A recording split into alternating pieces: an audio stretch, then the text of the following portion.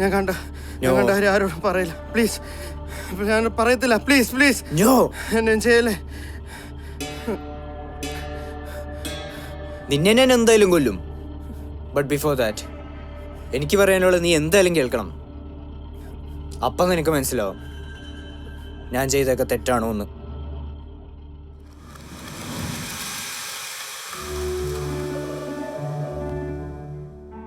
എല്ലാത്തിൻ്റെ തുടക്കം കുറച്ച് ദിവസങ്ങൾക്ക് മുമ്പാണ്. എന്നത്തെയും പോലെ ക്ലാസ്സും കഴിഞ്ഞ് തിരികെ വീട്ടിലേക്ക് പോയിരുന്നു ഞാൻ. പക്ഷെ അന്ന് ആ സ്ഥലത്ത് എന്തൊക്കെയോ സംഭവിക്കുന്ന പോലെ തോന്നി. ആരൊക്കെ എൻ്റെ ചുറ്റുമുള്ള പോലെ. അതൊന്നും കാര്യമാക്കാതെ മുമ്പോട്ട് നടന്നപ്പോഴാണ്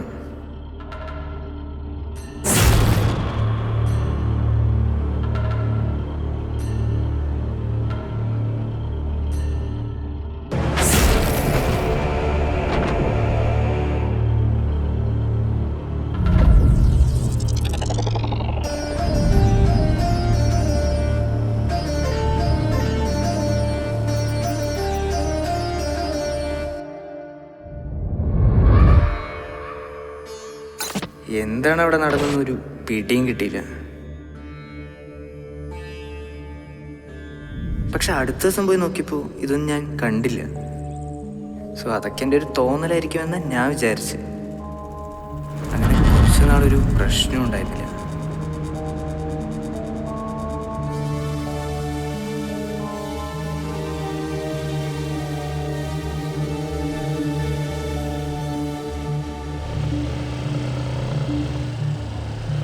പക്ഷേ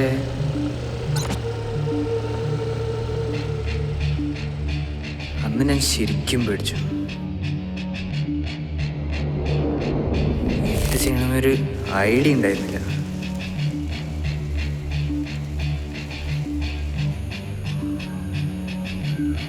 പിന്നെ അതെന്നെ മെല്ലെ ഫോളോ ചെയ്യാനും തുടങ്ങി.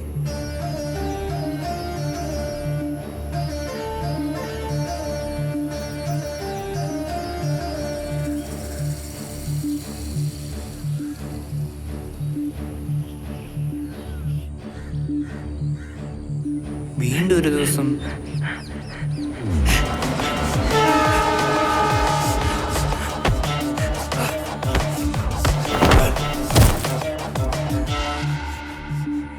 രക്ഷപ്പെടാനുള്ള വെപ്രാളത്തിനിടയിൽ അതിൻ്റെ മാല എൻ്റെ കൈ കിട്ടി. അപ്പോഴാണ് എനിക്ക് മനസ്സിലായി അതിന് ജീവനും മാലയും തമ്മിൽ എന്തോ ബന്ധമുണ്ടെന്ന്. അതോടെ എല്ലാം അവസാനിച്ചെന്ന് കരുതിയതാ. പക്ഷെ വീണ്ടും ഓരോന്നായി വന്നു തുടങ്ങി. അങ്ങനെ എൻ്റെ പ്രൊജക്റ്റിന് വേണ്ടി സ്റ്റോൺസ് കളക്ട് ചെയ്യാൻ വന്നതാണ് ഞാൻ. അപ്പോൾ ദാ അന്ന് കണ്ട 5ാമത്തെ ആൾ. ഇതിന് പക്ഷേ മാലയൊന്നും ഇല്ലായിരുന്നു. എങ്ങനെയൊക്കെയോ രക്ഷപ്പെട്ടു. അപ്പോഴാണ് നീ ഇതും കണ്ടുകൊണ്ട് വന്നത്. ഇനി നീ പറ, ഞാൻ ചെയ്തൊക്കെ തെറ്റാണെന്ന്. No. നീ ഒരു ക്രൂരനാണ്. നിന്നെ കണ്ടല്ലോ വെട്ടി വെച്ച് കൊല്ലണം. ഓ, ഇത്രയൊക്കെ പറഞ്ഞിട്ട് ഈ കഥയിലെ വല്ല ഞാനാണെന്നാണോ നീ പറയണത്? എന്നെ വെടിവെച്ച് കൊല്ലണമെന്നാണോ നീ പറയണത്? അല്ലേ? നീ തീർന്നടാ.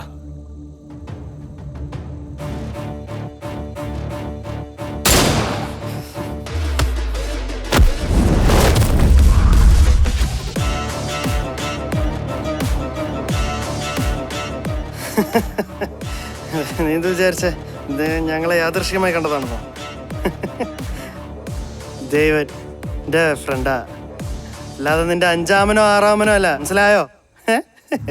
ഇതൊക്കെ ഞങ്ങളുടെ ഒരു വിദഗ്ധമായ പ്ലാനിങ് ആയിരുന്നു.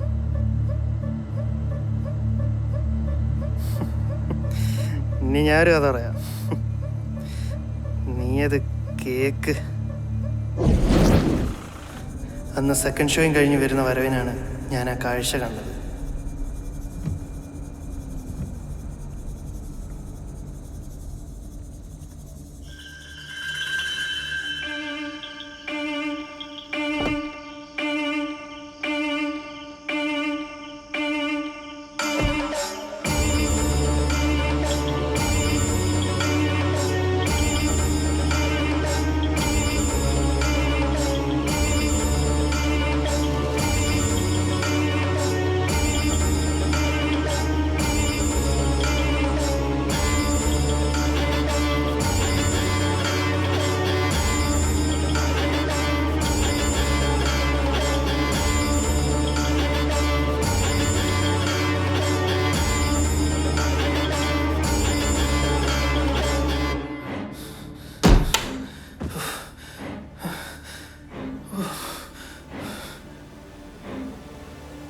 എന്തായാലും കണ്ട ഷോക്ക് മാറുന്നതിന് മുന്നേ തന്നെ ഇതിനെയും കൂട്ടി എറിയും.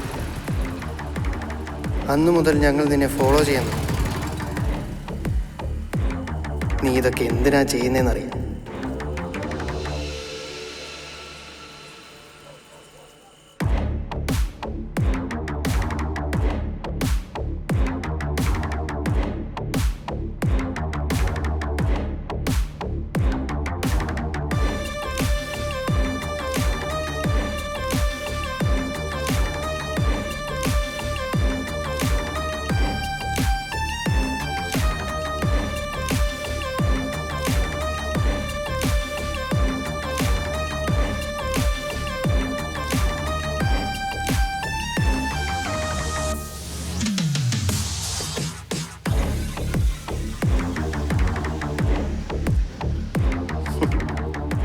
അങ്ങനെ ഞങ്ങളത് കണ്ടെത്തി.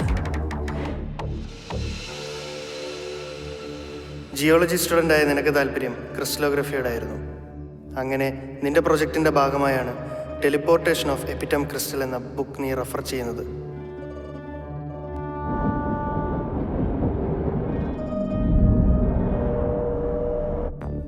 അങ്ങനെയാണ് എമിത്തിസ് ക്രിസ്റ്റലിൻ്റെ സുപ്പീരിയർ പവറിനെ പറ്റി നീ മനസ്സിലാക്കുന്നത്.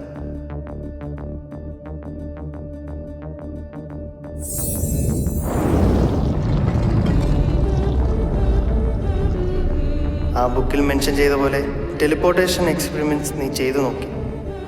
അങ്ങനെ ചെയ്ത് അവസാനം എർത്തുമായി സാമ്യമുള്ള ഒരു പ്ലാനറ്റിൻ്റെ കോസ്മിക് വെബ് നീ തകർത്തു. മിത്തോളജിക്കലി നിലനിൽക്കുന്ന പലരും അവിടെ ഉണ്ടെങ്കിലും അതിലൊരു വിഭാഗം ആൾക്കാരുണ്ട്. ചായ ചരിത്രർ, ഒരേ മുഖഛായയുള്ളവർ. അവരെ തമ്മിൽ വ്യത്യസ്തരാക്കുന്നത് അവരുടെ മാസ്കും അതിലെ സിമ്പിൾസുമൊക്കെയാണ്. ഇൻട്രസ്റ്റിംഗ് ആയിട്ടുള്ള കാര്യം എന്തെന്ന് വെച്ചാൽ ഈ ക്രിസ്റ്റലാണ് അവരുടെ ജീവൻ നിലനിർത്തുന്ന വജ്രായുധം. അതിനെ കൺട്രോൾ ചെയ്യുന്ന 3 മിനി ക്രിസ്റ്റൽസ്. അതിലൊന്നാണ് നീ ടെലിപ്പോർട്ട് ചെയ്ത് ഇങ്ങോട്ട് കൊണ്ടുവന്നത്.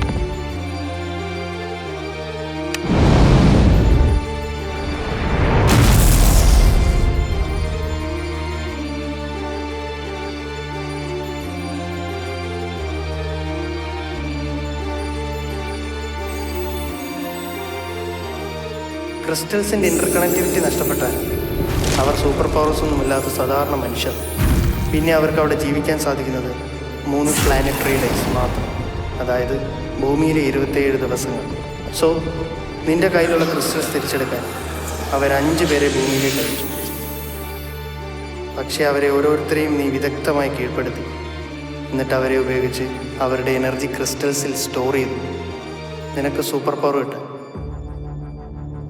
പക്ഷേ ആ ബുക്കിൽ പറഞ്ഞ പോലെ ഒന്നും സംഭവിച്ചില്ല. ഈ താനോസ് സ്നാപ്പ് ചെയ്തിട്ടൊന്നും സംഭവിക്കാത്ത പോലെ.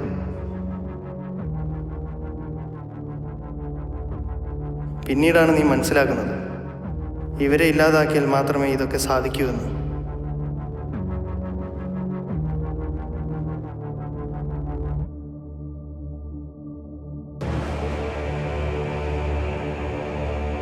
അങ്ങനെ നീ പണി തുടങ്ങി. കൂടെ ഞങ്ങളും. എടാ, നമുക്കിതിലെന്തെങ്കിലും ചെയ്യാൻ പറ്റുമോ?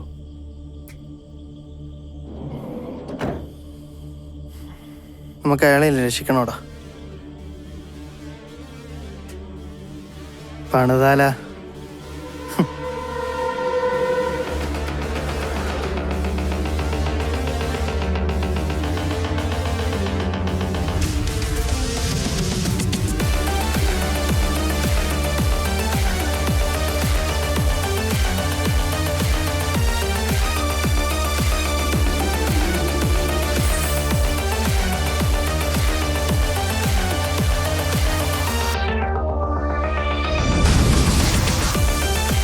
ഒരു കിടിലൻ സ്വാപ്പിങ് എങ്ങനെ നടക്കും.